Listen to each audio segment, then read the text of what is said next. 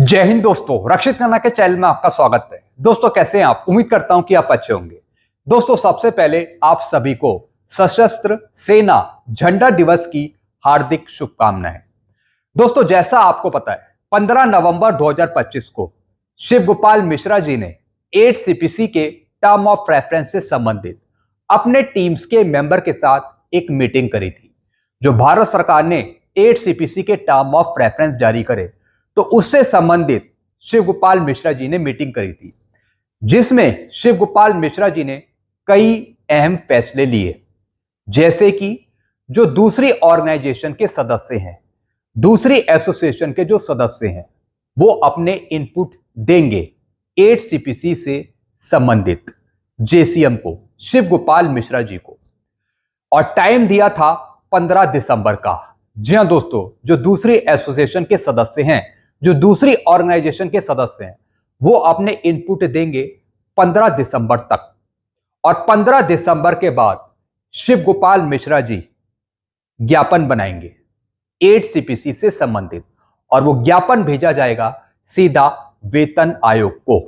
जी हां दोस्तों, ताकि वेतन आयोग जब 8 सीपीसी पर काम करे तो उसमें जो आपकी मांगे हैं वो पूरी करे वेतन आयोग 8 सीपीसी में। अब दोस्तों कौन कौन से इनपुट्स दूसरी एसोसिएशन देगी जेसीएम को, इसकी जानकारी मैं आपको दूंगा। फिर मैं आपको बताऊंगा कि 15 दिसंबर के बाद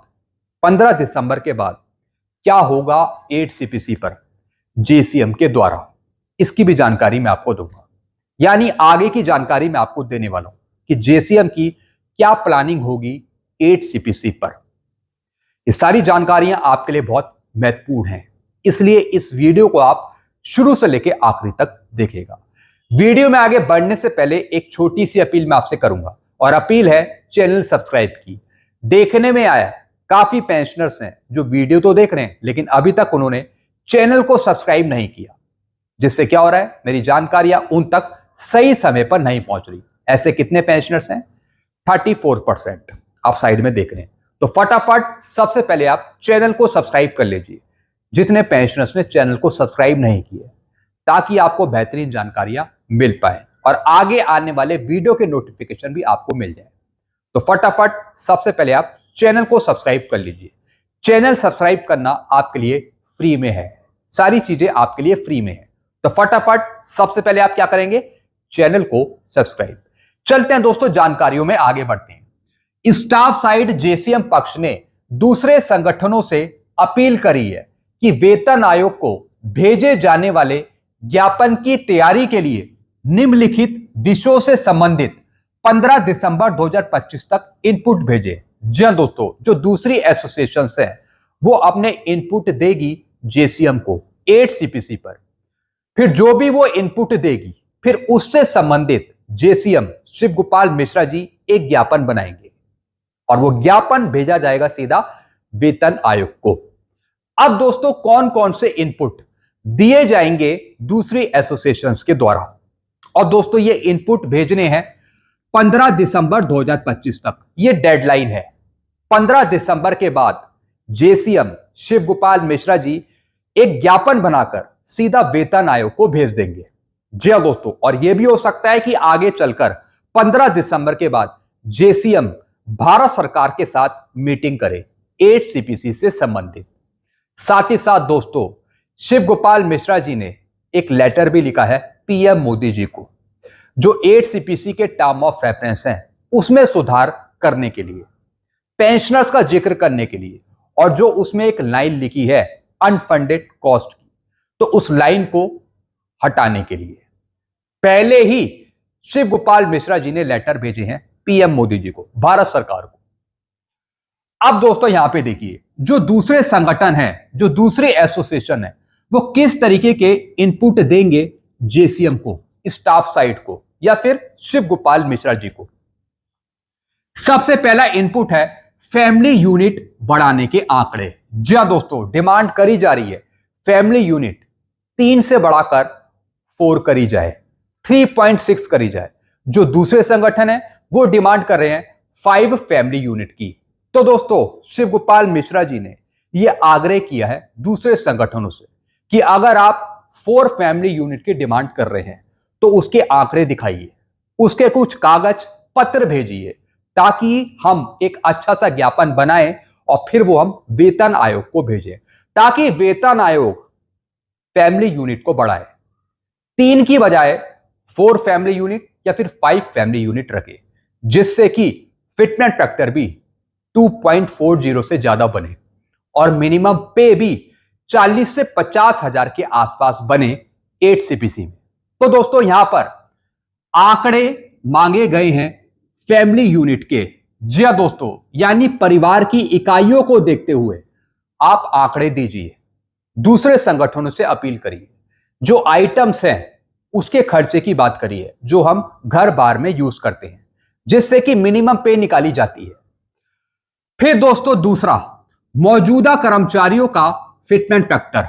जी हां दोस्तों, जो अभी कर्मचारी हैं, जो अभी पेंशनर्स हैं, वो जितना फिटमेंट फैक्टर ले रहे हैं तो उसके आंकड़े मांगे गए हैं दूसरी एसोसिएशन के सदस्यों से।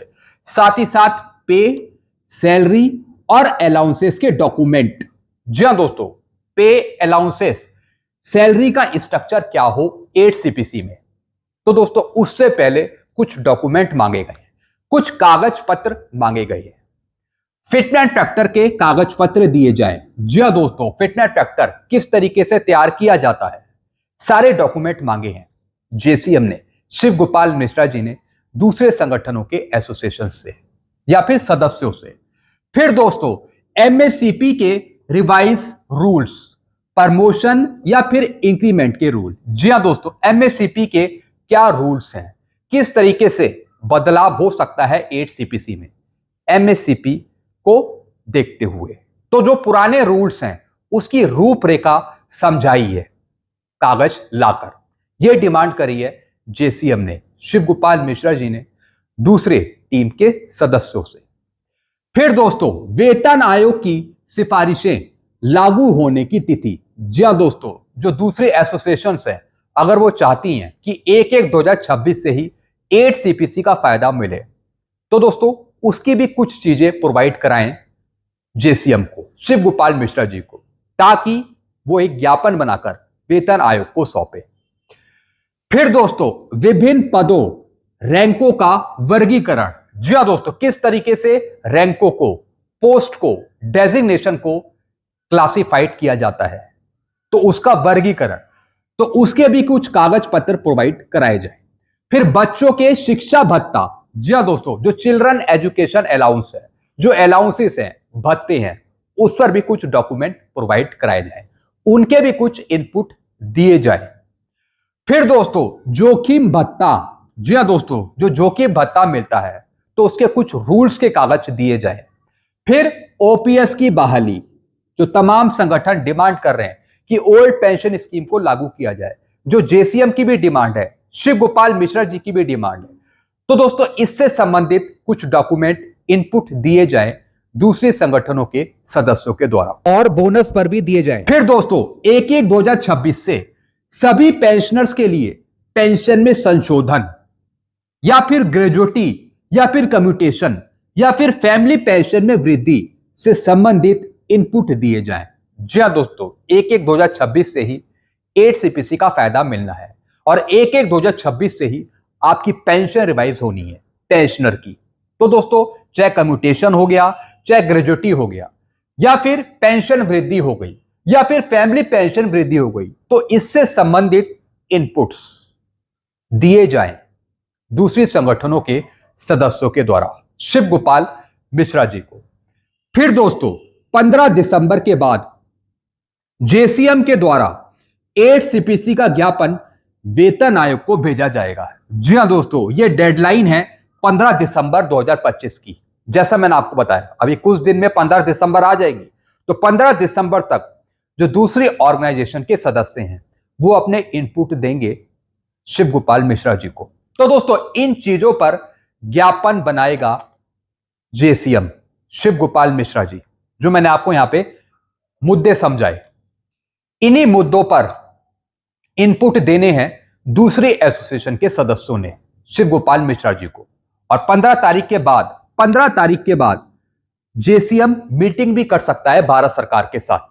सबसे पहले तो ज्ञापन भेजा जाएगा, इन्हीं मांगों पर ज्ञापन भेजा जाएगा, फिर देखते हैं कि सरकार की तरफ से, वेतन आयोग की तरफ से उस पर क्या एक्शन लिया जाता है। क्योंकि दोस्तों अभी ही टाइम है, अभी सही समय है आपकी मांगों को वेतन आयोग तक पहुंचाने का।